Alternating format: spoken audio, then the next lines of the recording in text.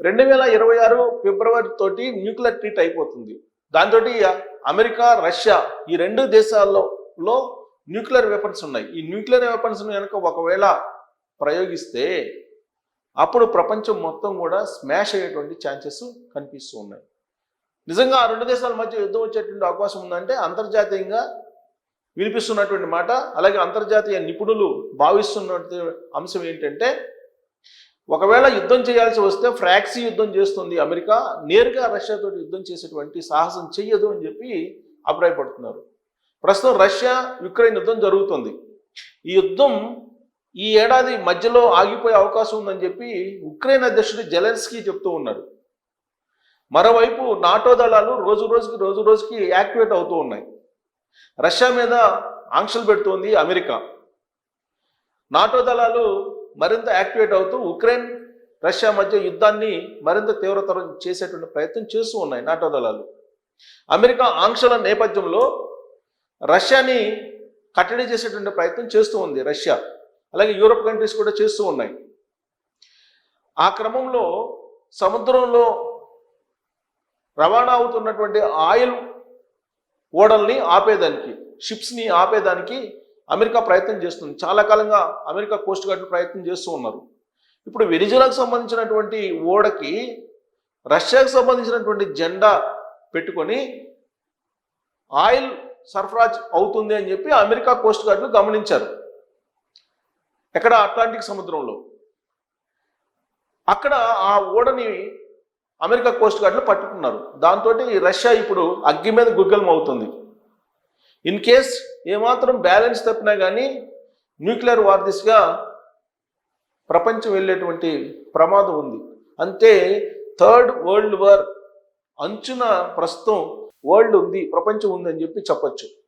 America అధ్యక్షుడిగా Trump ఎప్పుడైతే బాధ్యతలు స్వీకరించారో ఆ రోజు నుంచి ప్రపంచంలో ఉన్నటువంటి అన్ని దేశాలు ఆర్థికంగానో, రాజకీయంగానో, లేదంటే వాణిజ్యపరంగానో ఏదో ఒక రూపంలో అనిశ్చితికి గురవుతున్నాయి. అమెరికా కూడా అనిశ్చితికి గురవుతుంది. ఇప్పుడు తాజాగా 500% దిగుమతి సుంకాలు నేస్తానని చెప్పి హెచ్చరించాడు ట్రంప్, ఇంక్లూడింగ్ ఇండియా. ఇండియా మీద కూడా 500% దిగుమతి సుంకాలు నేస్తానంటున్నారు. ఎందుకు ఆ విధంగా అంటున్నారు అంటే, రష్యా నుంచి ఆయిల్ని దిగుమతి చేసుకుంటుంది భారతదేశం. అంతేకాదు డాలరేతర వాణిజ్యాన్ని జరుపుతూ ఉంది. సరిగ్గా ఈ పాయింట్ దగ్గరే నరేంద్ర మోడీ గారి వాలకాన్ని ట్రంప్ తప్పుపడుతూ ఉన్నారు. మోడీ మంచోళ్లే, కానీ తనని సంతోషపెట్టడం లేదని చెప్పి ట్రంప్ చెప్తూ ఉన్నాడు. అంటే రష్యాని కట్టడి చేయాలంటే ముందు భారతదేశాన్ని కట్టడి చేయాలి అనేటువంటిది ట్రంప్ యొక్క ఆలోచన. అందుకే రకరకాల ప్రయత్నాలు చేశారు, కానీ కుదరలేదు. ఇప్పుడు వెనిజులా అధ్యక్షుడిని తీసుకెళ్లిన తర్వాత ఆయన మిత్రదేశాలుగా ఉన్నటువంటి డెన్మార్క్ని, క్యూబాని, కొలంబియాని, ఇలా అనేక దేశాలని భయపెడుతూ ఉన్నాడు. వెనిజులా అధ్యక్షుడికి ఏ గతి పట్టిందో అదే గతి మీకు పడుతుందని చెప్పి హెచ్చరిస్తూ ఉన్నాడు ట్రంప్. గ్రీన్లాండ్ అనేది అవసరం మాకు, గ్రీన్లాండ్ మాకు ఇచ్చేసేయాలి, అవుట్రేట్గా మీరు ఇస్తే ఇచ్చినట్టు, లేదంటే మేమే ఆక్యుపై చేస్తాం, సైనిక చర్యకు పాల్పడతాం అని చెప్పి హెచ్చరిస్తున్నాడు ట్రంప్. అవసరమైతే నాటో దళాల నుంచి బయటకు కూడా వచ్చేస్తాము, అమెరికా లేనటువంటి నాటో అసలు బలం లేదు, అమెరికా లేనటువంటి నాటోకి గుర్తింపే లేదు అనేటువంటి విషయంలో ట్రంప్ మాట్లాడుతూ ఉన్నారు. దాంతో మిత్రదేశాలైనటువంటి ఫ్రాన్స్ కానీ, జర్మనీ కానీ, పోలాండ్ కానీ, డెన్మార్క్ కానీ ఇవన్నీ కూడా ఇప్పుడు అమెరికా యొక్క వాలకం మీద కొంత అసహనంగా, అసంతృప్తిగా ఉన్నాయి. మరోవైపు అమెరికా లేకుండా నాటో ఉండదని చెప్పి వాళ్ళకి తెలుసు. ఇప్పుడు రష్యా యుక్రెయిన్ యుద్ధం జరగాలని చెప్పి యూరోప్ కంట్రీస్ కోరుకుంటూ ఉన్నాయి. బట్ అమెరికా అధ్యక్షుడు ట్రంప్ మాత్రం శాంతి చర్చలు కొనసాగిస్తూ ఉన్నారు. ఉక్రెయిన్ రష్యా మధ్య యుద్ధం ఆపేస్తాను అని చెప్పి చెబుతున్నారు. ఆ యుద్ధం ఆపేస్తే నేను నేరుగా పోయి స్వర్గంలో పడిపోతాను, ఇప్పుడు స్వర్గపు అంచుల్లో ఉన్నానని చెప్పి ఆయన భావిస్తూ ఉన్నారు. ఇప్పటి వరకు 8 యుద్ధాలను ఆపాను, ఉక్రెయిన్ రష్యా యుద్ధం ఆపేస్తే తాను స్వర్గపు అంచుల నుంచి స్వర్గంలో పడిపోతానని చెప్పి ఆయన చేసినటువంటి వ్యాఖ్యలు. సో ట్రంప్ ఎప్పుడు ఏం చేస్తారో, ఎప్పుడు ఎలా మాట్లాడతారో ఎవరికి తెలియదు. ఇప్పుడు లేటెస్ట్గా భారతదేశం అంతర్జాతీయంగా భారతదేశం ఆధ్వర్యంలో నడుస్తున్నటువంటి వాతావరణ సంబంధించినటువంటి కూటమి నుంచి అమెరికా తప్పుకున్నట్టు ప్రకటించారు ఆయన. అంటే భారతదేశాన్ని ఒక శత్రు దేశంగా చూస్తూ ఉన్నాడు ట్రంప్. ఆ క్రమంలో ఇమ్మిగ్రెంట్స్ మీద అక్కడ రకరకాలుగా ఇబ్బందులు పెడుతూ ఉన్నారు. అక్కడ ఇమ్మిగ్రెంట్స్ ఎక్కువగా భారతీయులే ఉన్నారు. ఒకవేళ ఇమ్మిగ్రేషన్ కారణంగా, ఇమ్మిగ్రేషన్ చట్టాల కారణంగా ఇబ్బందులు పడితే విదేశస్తులు, దాంట్లో ఎక్కువ మంది భారతీయులే ఇబ్బంది పడాల్సి వస్తుంది.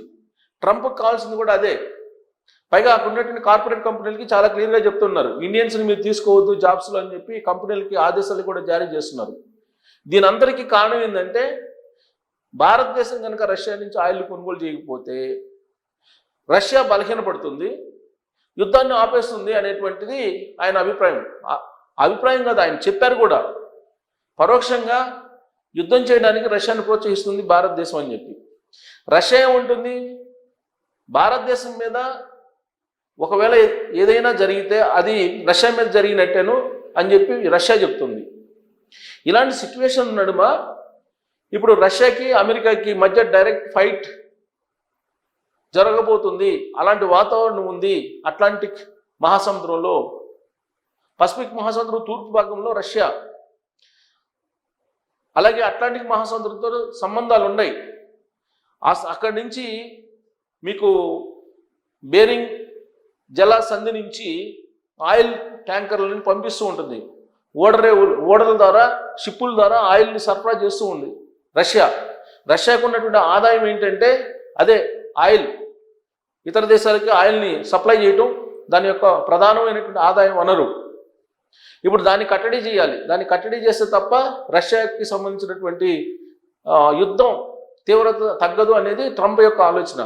మరోవైపు ట్రంప్ ప్రపంచంలోని అన్ని దేశాలని బ్లాక్మెయిల్ చేసేటువంటి పరిస్థితికి వచ్చేసరి ఇతర దేశాలని బ్లాక్మెయిల్ చేస్తున్నారు. అలాగే బలమైనటువంటి వాణిజ్య సంబంధాలు కలిగినటువంటి భారతదేశం లాంటి దేశం మీద కూడా ఆయన శత్రుభావాన్ని పెంచుకుంటూ ఉన్నారు.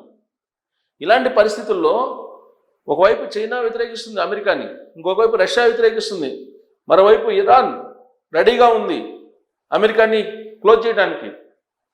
ఇరాక్, ఇలా ఇస్లాం కంట్రీస్ దాదాపుగా వ్యతిరేకంగా ఉన్నాయి ఎక్సెప్ట్ పాకిస్తాన్.